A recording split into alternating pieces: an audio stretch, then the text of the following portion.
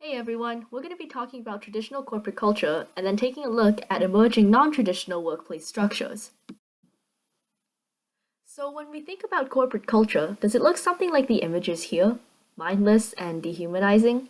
If yes, Amazon and TD Waterhouse would be inclined to agree with you.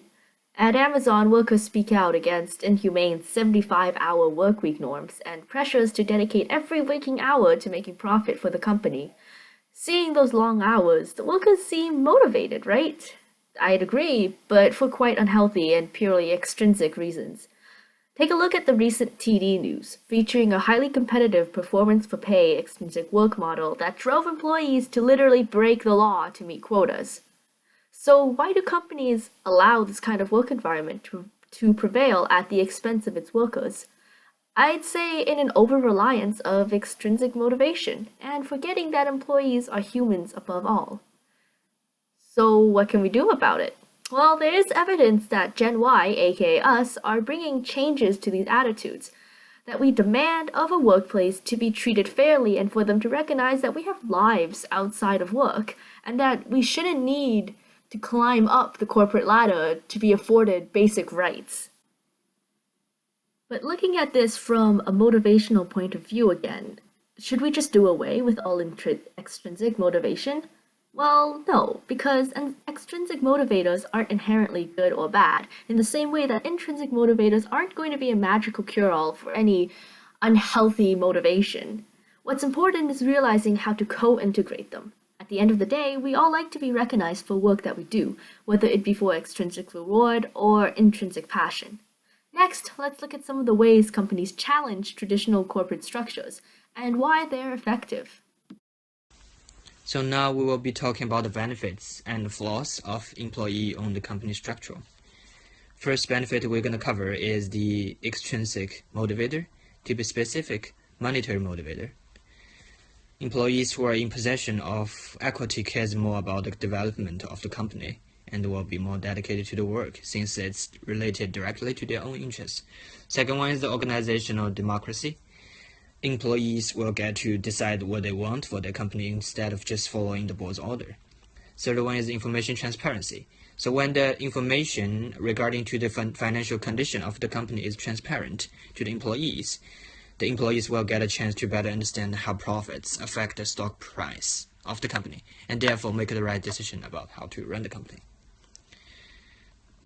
The first flaw is the potential division on structural change.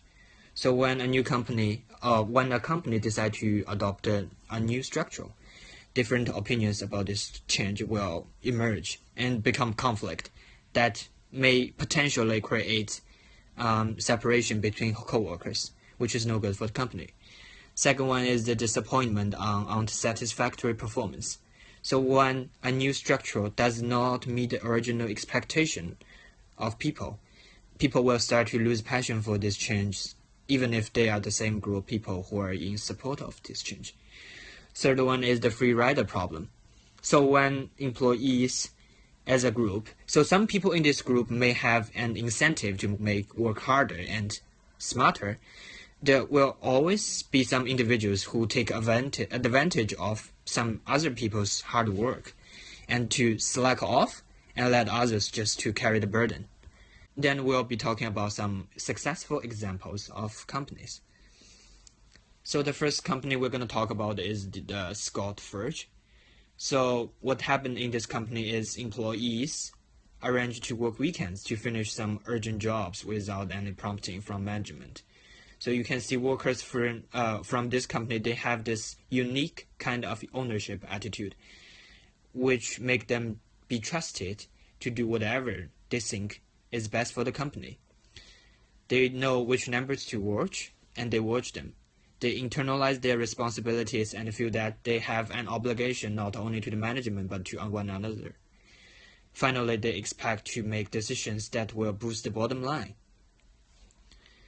Some years ago, another company called Stone Construction Equipment was manufacturing and selling roughly 20 million worth of machinery a year. And today, this company's sales are well more than twice that. Yet the headcount has just stayed at just over 200. its competitors have folded or moved their manufacturing to Mexico. And yeah, they still are creating huge success in this market.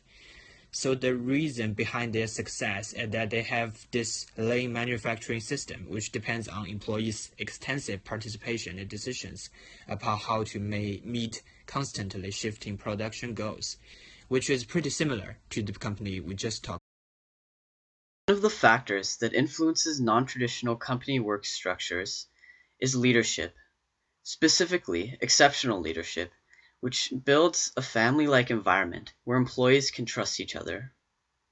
This creates a work environment that tends to be more productive and meaningful. In a lecture titled "Why Good Leaders Make You Feel Safe," Dr. Simon Sinek states, "Great leaders would never sacrifice the people to save the numbers. They would sooner sacrifice the numbers to save the people." The article "Managing Change in Hard Times" cites visionary leadership as the first of three key themes in effectively managing change in an organization, specifically within difficult circumstances. And looking at an example of a company with a non-traditional work structure that did manage change in a specific difficult time, Barry-Wehmiller, a large American manufacturing company, in the 2009 economic recession, faced a 40% loss in product orders. The company did not have enough business to be able to keep paying for their workers. However, instead of laying off employees, as many other companies did, Barry-Wehmiller stuck to their guiding principles of leadership. The company executive team, led by CEO Bob Chapman, decided not to lay off any employees, but instead to cut all bonuses, including executive ones, and give all employees 4 weeks of unpaid vacation. The plan was received positively and with relief by the employees, who knew that the company cared for them and wanted them to keep their jobs. By the end of 2010, the company had already bounced back from the recession with a record year in earnings. This is because Barry-Wehmiller has cultured a family-type corporate culture. Specifically, the company is focused on creating and maintaining relationships between team members based on tenets such as trust, respect, and teamwork. The company looks to engage not just the hands, but also the heads and the hearts of their employees, with the intention of creating a workplace of higher quality. Another company with similar principles is an e-commerce company called NextJump. Given the title "The Most Successful Company You've Never Heard Of" by Inc. magazine, NextJump possesses a culture of encouraging employees to grow, specifically through their weaknesses. In fact, at NextJump, you actually can't get fired for failing, and basically they'll actually train you to learn from your weaknesses and to improve. A good example of a non-traditional workplace is Scotiabank Digital Factory. Scotiabank Digital Factory is a place for making new technology for Scotiabank. It's located in Toronto. One of their partners is Queen Smith School of Business. The Scotiabank Digital Factory focuses on teamwork and communication. They have really focused on the layout of the workspace. They place most of the main workspaces on the perimeter of the building to maximize natural lighting. There are floor-to-ceiling whiteboards in most of the work areas that allow for the constant ability to share ideas. An openness in their workspace allows for ideas to be brought up and then built on.